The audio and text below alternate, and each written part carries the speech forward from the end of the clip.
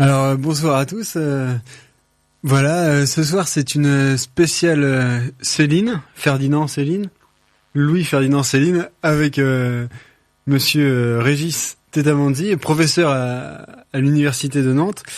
Et pour tout vous dire, ça a débuté comme ça. Et oui, ça a débuté comme ça. Alors qu'est-ce qui a débuté comme ça ? Notre voyage au bout de Céline, auquel vous m'avez très gentiment convié. Alors la grande question, c'est est-ce qu'on peut aller au bout de Céline ? Peut-être pas justement, mais c'est bien. En tout cas, on peut cheminer en sa compagnie et essayer de comprendre un petit peu, de quoi retourne cette œuvre, de quoi elle est faite. Et on pourrait commencer justement ou débuter, je ne sais pas. Ça a débuté comme ça, par les débuts de la vie de Céline, par exemple. Oui, ça serait plus simple. Alors, il faut peut-être faire une petite remarque préliminaire, c'est que, vous savez, il y a des écrivains, pour qui la connaissance de la biographie n'est pas du tout nécessaire. Flaubert, par exemple, il est clair que, il y a certainement des éléments autobiographiques dans l'œuvre de Flaubert ou de Balzac, mais on peut très bien lire Flaubert ou Balzac sans rien connaître de leur vie. C'est pas Sainte-Beuve aussi qui disait quelque chose sur la biographie des personnages, non ? Non, pas tout à fait. C'est un autre. Enfin, si, exact. Si, c'est ça. C'est-à-dire que Sainte-Beuve au XIXe siècle disait que quand on connaît l'homme, on connaît l'œuvre. Oui, voilà. Non, mais justement, mon propos est un petit peu différent là. Non, ce que je voulais dire, c'est qu'il y a certains écrivains comme Céline, justement, comme Proust, comme Genet, comme d'autres encore, qui ont tissé d'une certaine façon leur œuvre de leur vie. Et donc là, pour le coup, c'est important. En même temps, il y a un grave danger, un grand danger, c'est que c'est la tentation, si je puis dire, de lire toute l'œuvre à partir de la vie et réciproquement. Alors que chez Céline, l'intérêt, c'est que précisément, il y a, pour reprendre un de ses termes favoris, il y a une transposition de son expérience autobiographique dans l'œuvre. En clair, il y a des choses qu'il a vécues très profondément, la guerre, l'Afrique, ensuite l'occupation, l'exil en Allemagne, et en même temps, dans ces expériences-là, il y a des choses qui sont complètement romanesques, et c'est ça l'intérêt. D'accord. Alors si on reprend un petit peu du début, peut-être pour nos auditeurs qui connaîtraient pas très bien les origines, de Céline. Déjà son nom. Alors son nom. Alors il s'appelait de son nom d'état civil Louis Destouches. D'accord. Et non pas Louis Ferdinand Destouches, Louis Destouches. Ferdinand était son deuxième prénom. Et donc, il s'est, au moment où il a publié son premier grand roman, Voyage au bout de la nuit en 1932, il a donc amalgamé, si je puis dire, ces deux premiers prénoms et choisi comme nom d'écrivain, non pas Destouches, qui était le nom évidemment de son père, mais Céline, qui était le prénom de sa grand-mère. C'est assez amusant parce que quand on pense que Céline est souvent attaquée pour sa misogynie, pour donner une image des femmes quand même assez déplaisante, souvent en tout cas, quand même, on voit bien que là, il choisit un nom de femme comme nom de plume. Ouais, étrange. Bon, c'est ambigu, parce qu'en même temps, c'est un homme qui prend un nom de femme, vous voyez, donc on peut aussi renverser la chose, c'est pas très très net. C'est certain. Alors pour revenir un petit peu sur ses origines, sur Destouches. Oui. Alors la famille Destouches, il est né à Paris. Oui. Il est né à Courbevoie, en banlieue ouest de Paris, dans une famille donc de petits commerçants. Son père était employé, il a fait divers métiers, mais il était employé essentiellement dans une compagnie d'assurance avec des problèmes, de déclassement. Il se sentait mal aimé, mal reconnu, etc. Et sa mère faisait un très très beau métier qui a disparu, qui était réparatrice de dentelles anciennes. Alors c'est très important parce que Céline a toujours parlé avec beaucoup d'admiration de ce métier et des dentelles comme symbole même de la beauté. Et il y a même des textes, alors c'est très subtil, mais il y a même certains textes où il suggère un petit peu que son style aurait quelque chose à voir avec la dentelle. Travailler par exemple dans la légèreté. Travailler à partir de plein et de vide, et notamment tous les textes de la fin de l'œuvre de Céline, avec ces fameux 3 points qui trouent tout le temps la trame du discours. Ça peut faire penser, pourquoi pas, à de la dentelle. Ah oui, c'est bien. Et on parlera du style littéraire de Céline un peu plus tard. Oui, bien sûr. Oui, oui, j'anticipais un petit peu. Oui. Des formations professionnelles. Et donc son père Détouche, il n'était pas il n'a pas eu un truc, une carrière militaire ou... Non, pas du tout.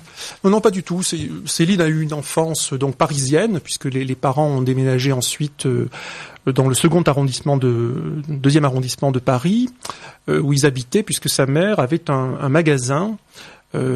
Passage Choiseul, qui ensuite a fait l'objet du second grand roman de Céline en 1936, qui est le Mort à crédit, et dans lequel ce passage, ce fameux passage, est décrit d'une façon incroyable, enfin avec une violence terrible, enfin un milieu de petits boutiquiers insupportables, etc. Bon, voilà. Alors l'enfance de Céline, en fait, a été une enfance finalement assez heureuse.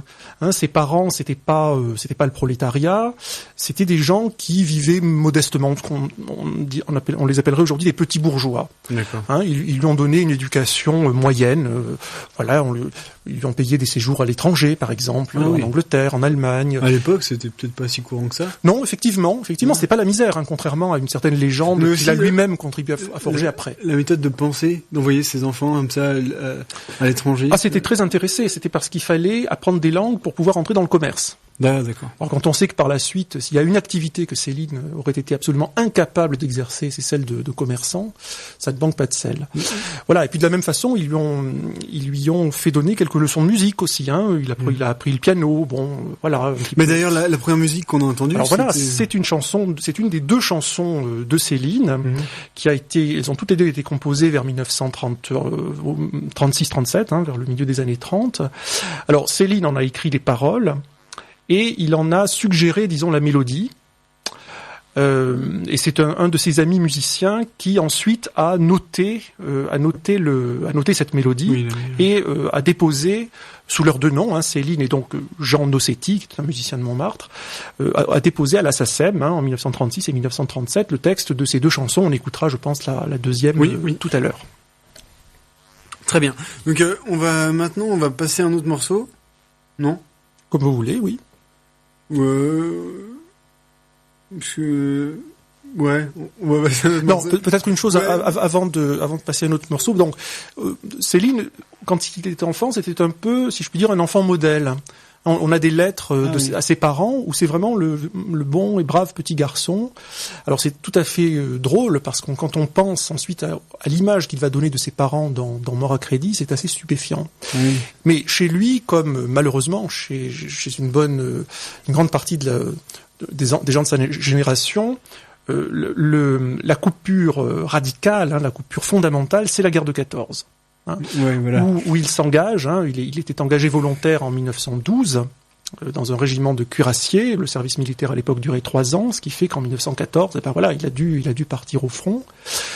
Et là, il a vécu véritablement l'horreur absolue. Il a été blessé au bout de quelques mois.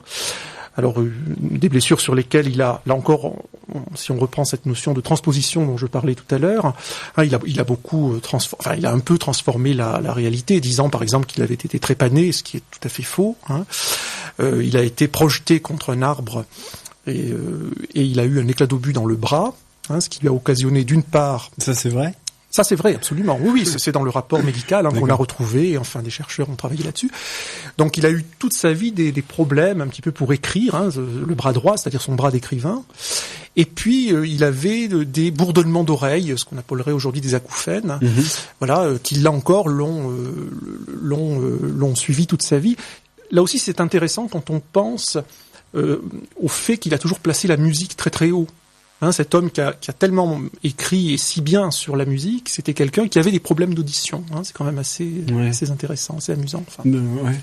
Là, vous parlez disons. C'est un exemple un peu populaire, mais comme Beethoven, qui était sourd. Oui. C'est juste pour faire voilà, c'est ça. Une émission de radio. Donc maintenant, je peux proposer un morceau Oui, absolument, allez-y. Vous avez autre chose à dire sur après la guerre mondiale Non, allez-y, c'est bon. Par contre, moi, j'avais un truc à dire. C'était, vous avez parlé, Mort à crédit, il attaque ses parents. Et est-ce que ce serait un peu un phénomène d'Oedipe ou un truc comme ça ? Ça c'est une grande question. Alors Céline s'est montrée intéressée par la psychanalyse. au point d'ailleurs de se faire traduire directement de l'allemand qu'il ne lisait pas très bien. C'était du début 19e, ça, Freud. Oui, c'est ça. C'est ça. Mais les écrits de Freud ont pénétré relativement lentement en France. Le grand moment, c'est les années 20. Il y a vraiment une certaine mode quand même déjà de la psychanalyse à l'époque. En tout cas, une vraie découverte de textes de Freud que l'on commence à traduire. Et Céline s'intéressait suffisamment à ça pour se faire traduire directement de l'allemand par des amis qu'il avait en Autriche, en Allemagne, des textes qui ne l'étaient pas. Alors il s'intéressait à la psychanalyse, en même temps, pour diverses raisons, notamment à cause de son antisémitisme, Freud lui était évidemment un petit peu suspect. Oui. Voilà. Alors dans Mort à crédit, moi je pense qu'il y a il y a à la fois une prise en compte de ça, du fait que, comme il le dit, l'énorme école freudienne n'a pas encore donné tout ce qu'elle pouvait. C'est une phrase de Céline que je cite un petit peu de mémoire. Donc il y avait pour lui un réservoir là-dedans, et en même temps, et ça c'est pas toujours mis en valeur, mais je pense que c'est très important. Il y a une critique de la psychanalyse déjà. Par exemple, dans Mort à crédit, il y a une scène extraordinaire où il se bat avec son père. Mais il se bat, il y va franco, c'est la baston, comme on dit. Il s'arrache les tifs, enfin c'est vraiment incroyable. Et à la fin, il prend la machine à écrire de son père et il la lui fracasse sur le crâne. C'est quand même incroyable comme meurtre symbolique du père, et avec l'instrument qui est la machine à écrire, c'est-à-dire l'outil de l'écrivain. Oui. Vous voyez, moi c'est une scène qui m'a toujours fantastique. Voilà, beaucoup plu. Ah oui, en effet. Bon, je vais passer tout de suite à un nouveau morceau avant d'enchaîner sur de nouveau sur la vie de Céline. Ce sera Ferme tes jolis yeux.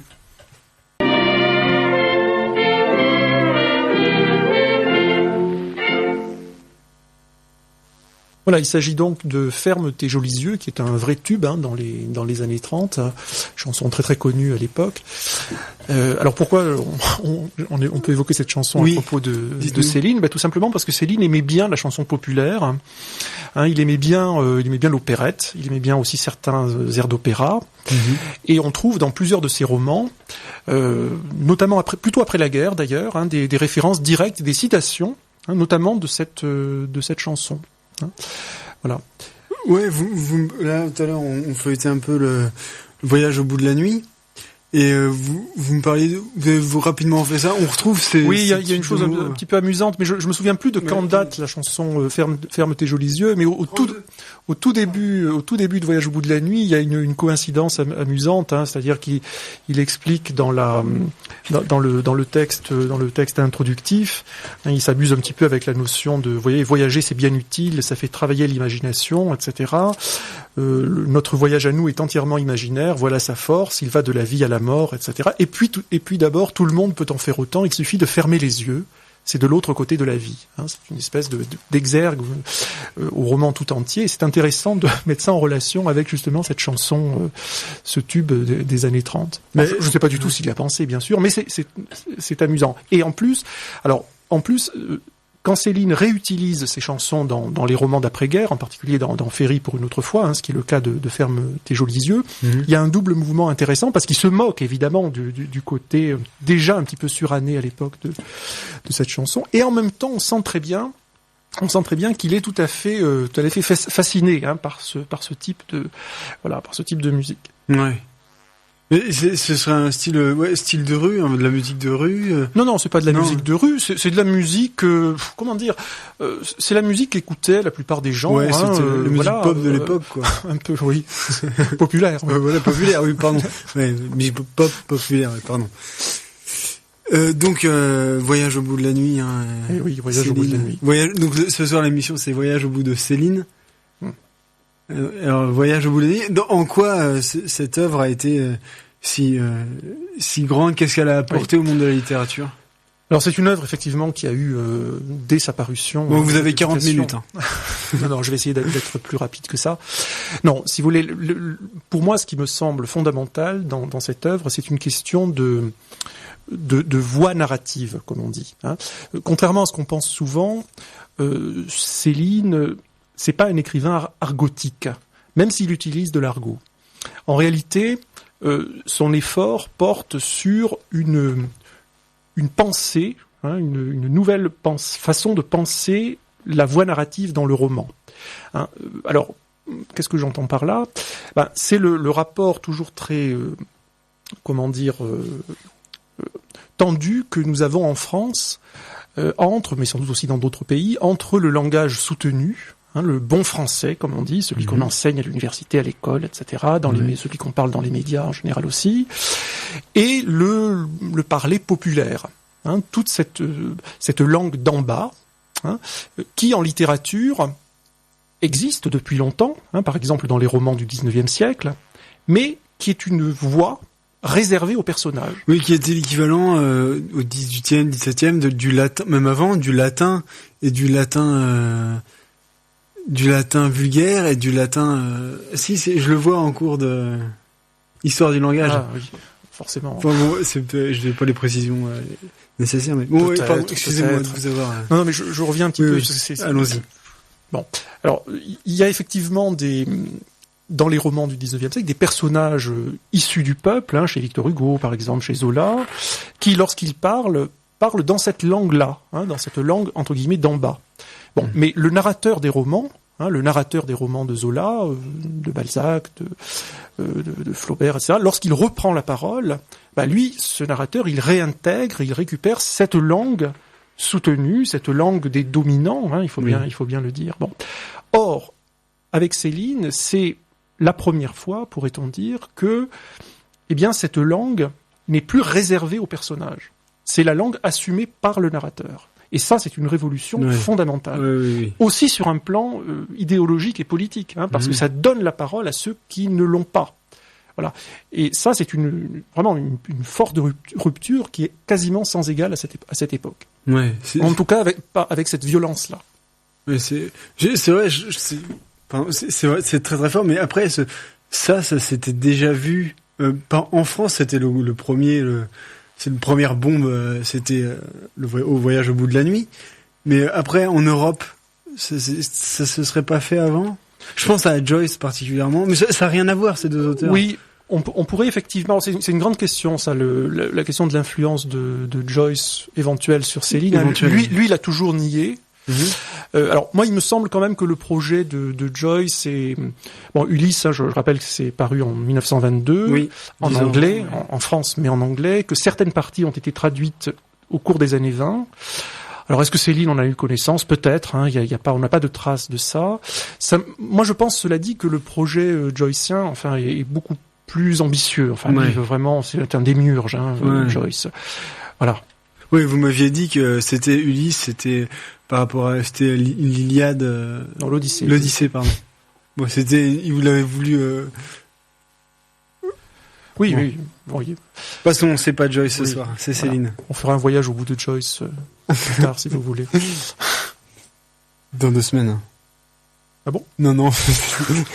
Continuons.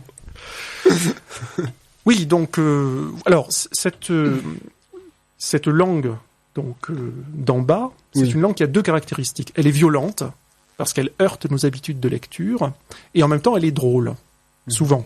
Parce qu'elle emploie un mot pour un autre, on attend un mot soutenu, et c'est un mot du langage trivial qui apparaît. Céline sait magnifiquement jouer de ces différents registres, au point que, bien entendu, Voyage au bout de la nuit, comme son nom l'indique, c'est un livre qui a des parties entières très très noires. Il y a un univers très sombre. Céline est sans illusion sur l'homme, sur sa psychologie, sur ses intentions, etc. Pour lui, l'homme est attiré par une espèce d'instinct de mort, etc. Et en même temps, ce qui est prodigieux, c'est que tout en décrivant un univers sans pitié, et avec très peu d'espoir, il arrive à nous faire rire avec ça. Et pour moi, c'est vraiment une chose essentielle. C'est ce qui fait aussi de lui un très grand écrivain. C'est-à-dire à la fois l'inventivité de la langue et la puissance de l'imaginaire. C'est en utilisant, je vais dire notre langage, mais le langage justement de tous ceux qui parlent entre eux, en le réutilisant. Oui, bien sûr. Et c'est ça qui est marrant, qui est grandiose, quoi. Bien sûr. C'est-à-dire, à travers ce français populaire, en réalité, Céline réutilise tous les français, tous les emplois du français qui sont présents en France à cette époque. D'accord. Alors, en même temps, il ne faut pas oublier non plus une chose tout aussi capitale, c'est que ce n'est pas de la langue orale. C'est-à-dire, c'est pas de la langue uniquement orale. C'est-à-dire que nous ne parlons pas aussi bien, hélas, même à la radio, que Céline écrit. C'est une langue écrite, mais qui veut, comme il le dira plus tard, rendre l'émotion du langage parlé à travers l'écrit. C'est une des grandes formules qu'il utilisera après la guerre pour caractériser justement. C'est ni du langage écrit, ni du langage parlé, c'est quelque chose qui est entre les deux, et qui est, le langage de Céline. Ouais, c'est du mix avant l'heure, quoi. Si vous voulez. Un truc comme ça. Voilà. Entre les dialectes et... Très intéressant. Merci. Donc maintenant, on va passer à... On peut continuer un peu sur le voyage au bout de la nuit, peut-être. Comme vous voulez. Si, on peut peut-être... Ou alors, non, après, on voudrait passer... Ok, bon, je vais passer règlement, maintenant, ou... Comme vous le souhaitez, on peut rester dans la même période, puisque Règlement est une chanson contemporaine de Hanneux Coulant, qu'on a écouté tout à l'heure. C'est une chanson de Céline. Oui, c'est également une chanson de Céline qui est un petit peu plus longue que l'autre. Alors, ce sont deux chansons... on peut être... Je pense que les auditeurs ont certainement remarqué qu'on peut être un grand écrivain et chanter un peu faux, ce qui est le cas de Céline. Bon, mais c'est pas très grave. Ce sont deux chansons donc qui sont toutes les deux, qui renvoient toutes les deux à un genre spécifique. Dans Hanneux Coulant, c'est la chanson de marin, les marins, les ports, la putain, etc. Et dans Règlement, c'est des chansons qui sont difficiles parfois à comprendre dans le détail. Il y a certains détails sur lesquels même les spécialistes ne s'accordent pas, mais bon, peu importe. Règlement, comme vous le percevrez sans doute, c'est une chanson qui relève des chansons qu'on appelait autrefois des chansons d'Apache, c'est-à-dire le milieu, les voyous. Il y a une théorie très très intéressante qui renvoie à l'histoire de Casque d'Or. Vous savez, Casque d'Or, c'est un film des années 50, avec Simone Signoret, très très belle dans ce film, mais Casque d'Or était une prostituée qui vivait au tout début du XXe siècle. Et il y a une théorie intéressante, qui a été élaborée par un spécialiste de Céline, qui explique Règlement en partie comme une espèce de relecture de l'histoire de Casque d'Or. D'accord. Ok, donc on va l'écouter maintenant. Voilà, donc c'était la seconde chanson de Céline qui s'appelle Règlement. Alors pour la petite histoire, c'est une chanson qui a été enregistrée en 1955 et au départ, elle a été enregistrée a cappella par Céline à la suite d'une des interviews qu'il donnait à l'époque. Et quelques semaines plus tard, on lui a fait entre guillemets le coup de mettre de l'accordéon dessus, sans son autorisation, mais il a finalement accepté. Voilà. Et c'était paru en vinyle à l'époque, bien sûr. Et donc après, est-ce qu'il a écrit d'autres livres que Voyage au bout de la nuit, Céline? Ah bah bien sûr. Ah bon. Il a écrit Mort à crédit, comme on le disait tout à l'heure. Et puis surtout, à partir de la fin des années, de la moitié des années 30, il y a cette dérive extrêmement funeste, cette dérive antisémite, qui lui fait écrire en 1937. Bagatelle pour un massacre, L'école des cadavres en 1938 et Les beaux draps en 1941. Période évidemment sur laquelle on ne peut qu'être consterné quand on lit ces textes. Mais il faut ce sont, cela dit, des textes dont il faut tenir compte, bien entendu. Il ne s'agit pas du tout de les passer sous silence. Non, de les expliquer, ce serait bien. Oui, c'est ça, il faut les expliquer. Oui. Bon.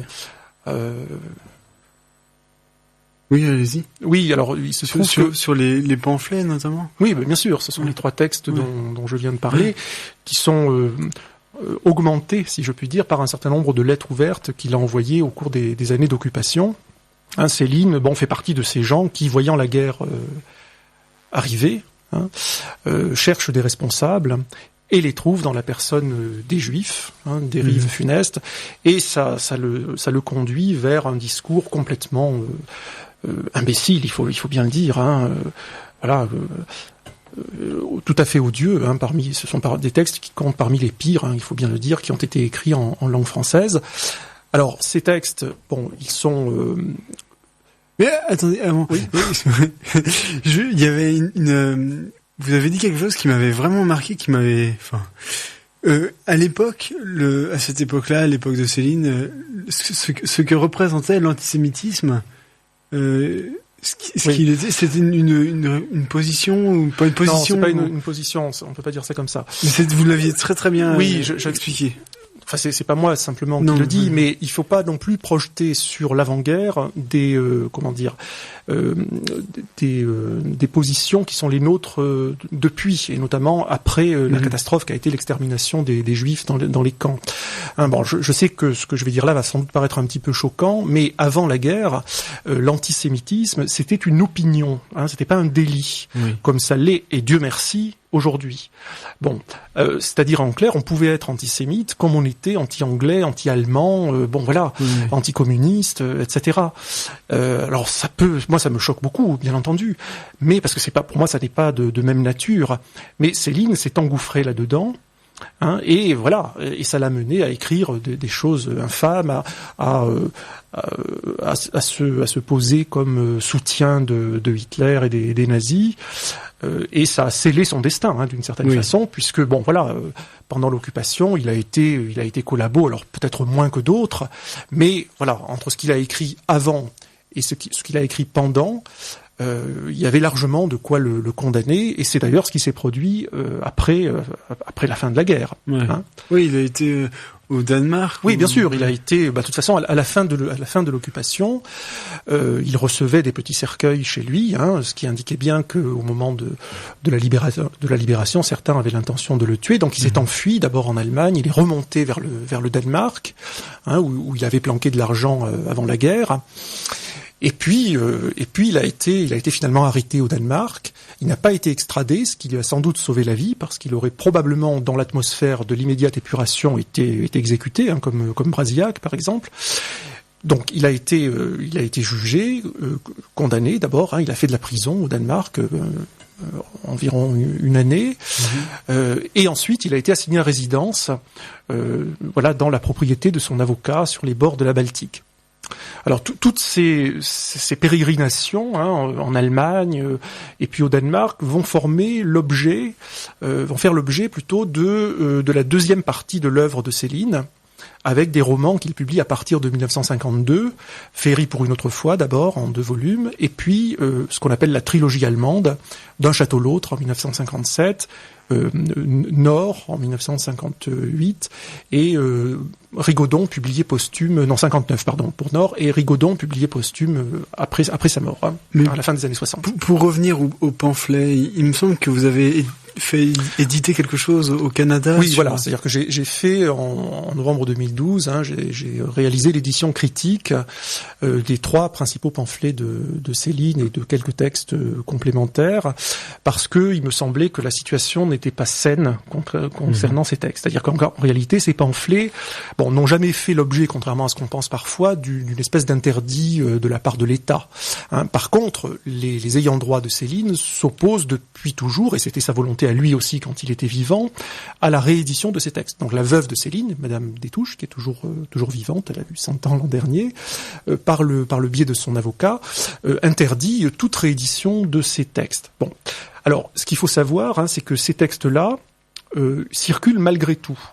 Ils circulent en édition d'époque, chez certains bouquinistes. Ils circulent en ce qu'on appelle en reprint, c'est-à-dire des éditions de plus ou moins bonne qualité, mais qui sont effectuées dans certains pays ou en France. Et depuis évidemment quelques années, on peut les trouver sur Internet. Mais ces textes circulent, si je puis dire, tels quels. Sans la moindre explication, sans la moindre annotation, c'est-à-dire, à mes yeux, un peu comme des ouvrages de propagande. D'accord. Et je trouve ça tout à fait inadmissible. Il me semble qu'un travail intellectuel sérieux consiste justement à rééditer ces textes en réalisant une vraie édition critique qui mette à distance, justement, l'idéologie dont ils sont porteurs, et qui en même temps essaie de décrire tous les aspects de ces textes. Parce qu'il y a évidemment le racisme et l'antisémitisme qui sont au cœur, mais il n'y a pas que ça. Il y a aussi d'autres aspects dans ces textes. C'est par exemple là dans Bagatelle pour un massacre que Céline définit son art poétique, sa façon d'écrire, l'expression ma petite musique, qu'on emploie très souvent pour qualifier le style de Céline, on oublie souvent que la première fois qu'il l'emploie dans son œuvre, c'est dans Bagatelle pour un massacre. Voilà, donc vous voyez, c'est évidemment un sujet très très complexe. Ouais, on va pas débattre plus que ça ici, mais voilà.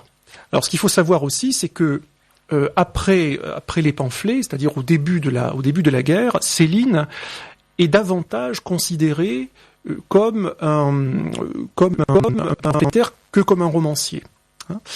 Or, contre toute attente, pendant la guerre, il va progressivement s'éloigner du pamphlet et revenir au roman en écrivant un texte qui pour moi est un des plus beaux, qui est Guignol's Band, dont la première partie paraît en 1944 et la deuxième sera publiée posthume en 64.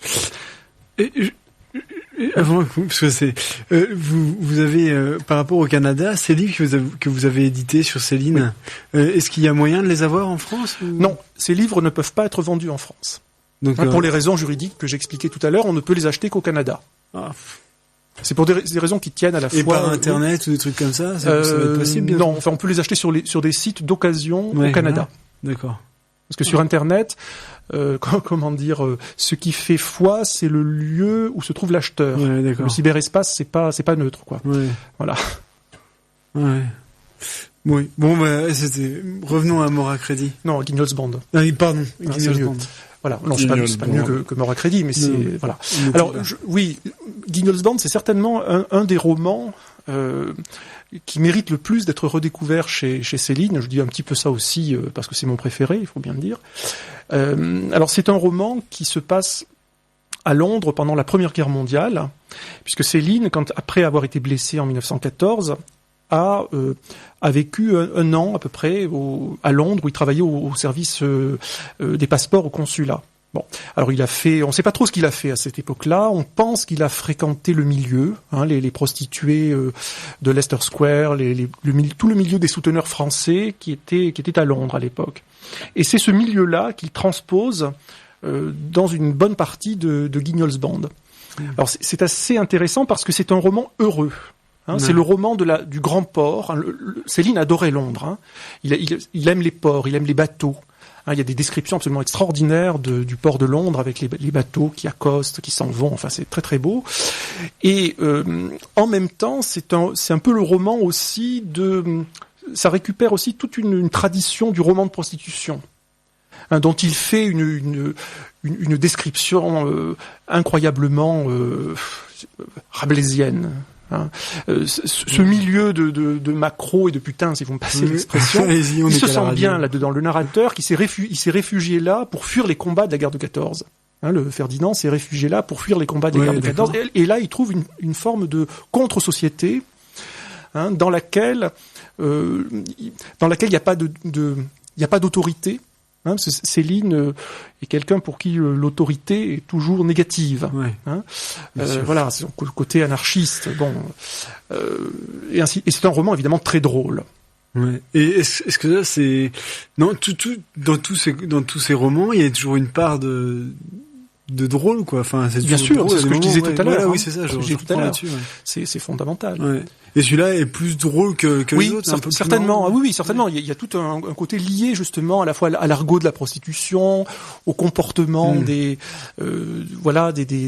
filles et des mecs. Alors le paradoxe en plus, c'est quand même c'est un roman qui se passe donc dans ce milieu et il n'y a pas une seule scène de sexe, en tout cas explicite. D'accord.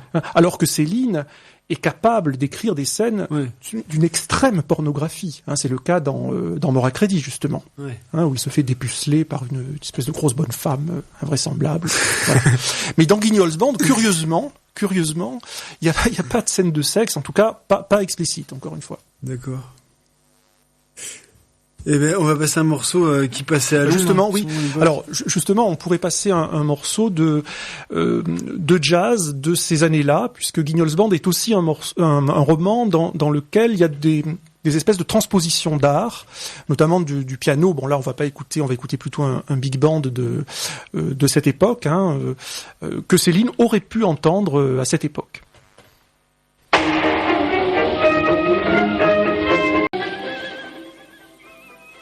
Voilà, donc c'était un morceau de James Reese Europe, un rag de cette époque-là, de 1914, donc très très ancien, ça grinçait un peu, mais tant pis. Alors, il y aurait bien des choses à dire sur les rapports étranges entre Céline et le jazz, parce qu'évidemment, comme le jazz est une musique de noirs, et dans les années 20 est perçue aussi comme une musique faite par des juifs américains, il est évident que Céline a parfois des termes très déplaisants, très détestables vis-à-vis du jazz. Et en même temps, et c'est ça qui est très intriguant, c'est que très souvent, quand il s'agit pour lui de définir son style, eh ben, il suggère que c'est un style un peu jazzé.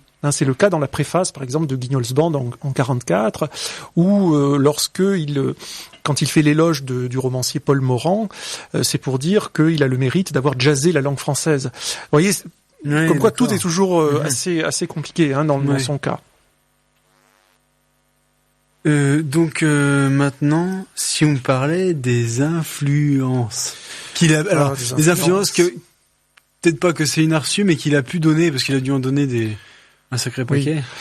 Oui, il a dû influencer le monde littéraire. Oui. Alors la notion d'influence, vous savez, il faut toujours se méfier de ça. Moi, je prendrais le problème un petit peu plutôt en termes peut-être de filiation. Et je distinguerai deux choses différentes. D'une part, le fait que certains écrivains, c'est vrai, ont essayé d'imiter Céline. Mais quand on essaie d'imiter quelqu'un, on court toujours le risque d'être moins bon que l'original, voyez-vous. Alors c'est le cas, à mon avis, par exemple, d'un romancier estimable, qui était Alphonse Boudard, qui d'emblée, il venait un peu du même milieu que Céline, les petits peuples parisiens. Enfin bon, alors c'est tout à fait estimable les romans de Boudard, mais en même temps, quand on le lit, oui, moi ça me fait pas le même effet que Céline. D'accord. Alors toujours pour ce qui est de la question stylistique, c'est-à-dire de imiter l'écriture ou se placer dans la même lignée scripturaire que Céline. Il y a un genre qui a été où disons on peut parler un petit peu d'influence, c'est le polar. Il y a des écrivains de polar qui se sont eux aussi, et ça a donné des choses beaucoup plus originales, justement parce qu'il y avait ce côté littérature de genre.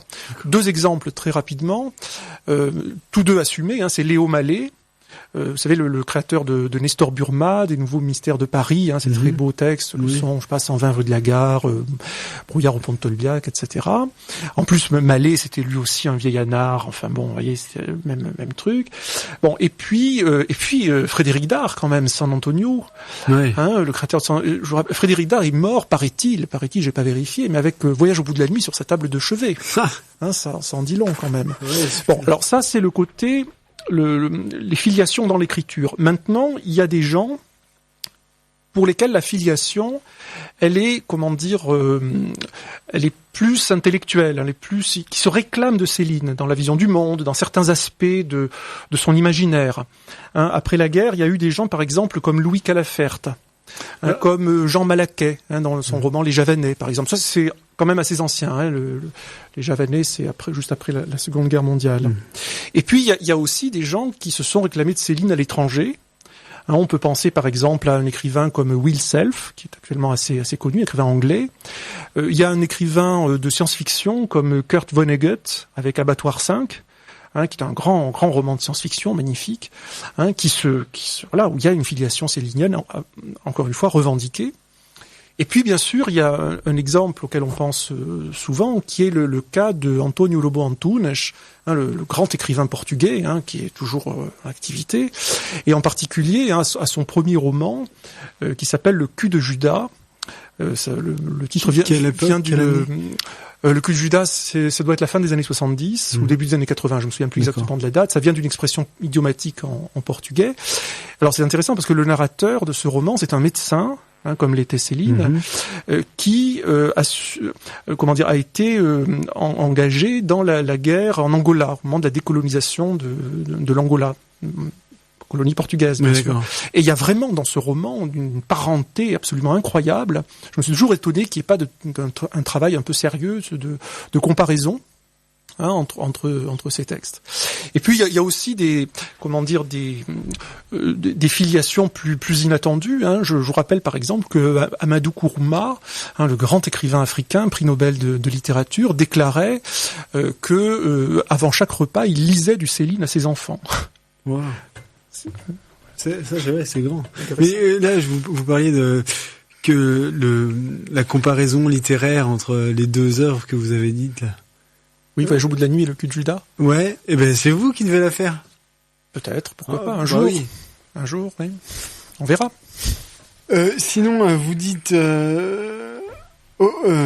Céline écoutait la musique, il écoutait quoi comme style de musique notamment, il écoutait Offenbach ou Alors oui, il aimait bien Offenbach, qui incidemment, il faut le rappeler, est un compositeur juif, français, juif, de confession juive. Ce qui, quand même, ça peut sembler... Bien. Alors, il aimait beaucoup Offenbach. Les opérettes d'Offenbach sont citées à plusieurs reprises dans ses romans, en particulier dans ce gros roman d'après-guerre qui est Féerie pour une autre fois. Il cite La Belle Hélène, il cite La vie parisienne, et il cite notamment La Péricole, dont on va, je crois, écouter l'ouverture.